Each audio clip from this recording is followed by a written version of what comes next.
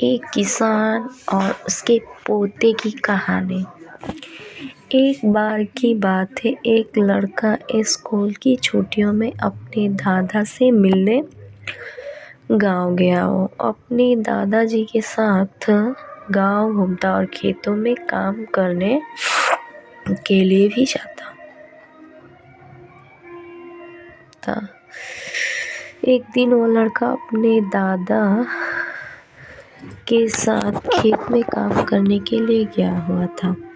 तो दादा ने उससे शर्त लगाई कि चलो देखते हैं कि खेत की ज़मीन को फसल की बुआई के लिए कौन पहले तैयार करता है। उन दोनों ने खेत की आधी आधी ज़मीन बांट ली और ज़मीन को नई फसलों की बुआई के लिए तैयार करने लगे। वो दोनों मिट्टी को खोदकर उसे पलट उसकी गोंठों को तोड़ रहे थे ताकि वो फसल की बुआई के लिए तैयार हो जाए। दादाजी, जिनकी उम्र 65 साल की थी, वो बिना रुके और बिना किसी शिकायत के अपना काम कर रहे थे। लेकिन वो लड़का, जिसकी उम्र 17 साल थी, वो अपने काम में बहुत शिकायत कर रहा था।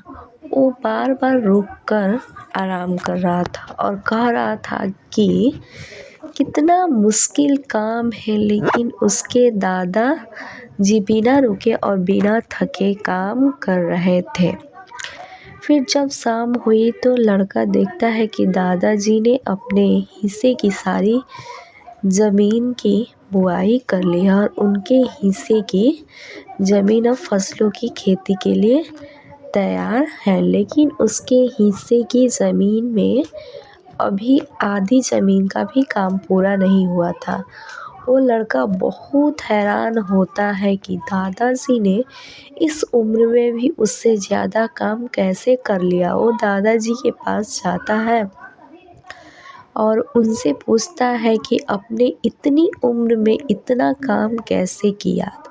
तो दादाजी ने जवाब दिया कि जब भी हम सोचते हैं कि काम कितना मुश्किल है या फिर अभी कितना काम पड़ा है, तो हमारा मन बहाने बनाने लगता है। इन सभी बातों के बारे में सोचना ही हमारे काम को और ज़्यादा मुश्किल बना देता है।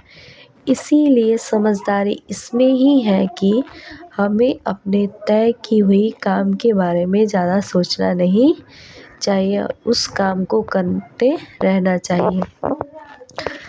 इस कहानी से हमें यह सीख मिलती है, यदि हम तय किए हुए काम के बारे में ज़्यादा सोचते हैं तो वो काम हमें बहुत ज़्यादा कठिन लगने लगता है। इसीलिए हमें अपने काम के बारे में ज़्यादा सोचना नहीं चाहिए, बल्कि उसे शुरू करके ख़त्म करना चाहिए।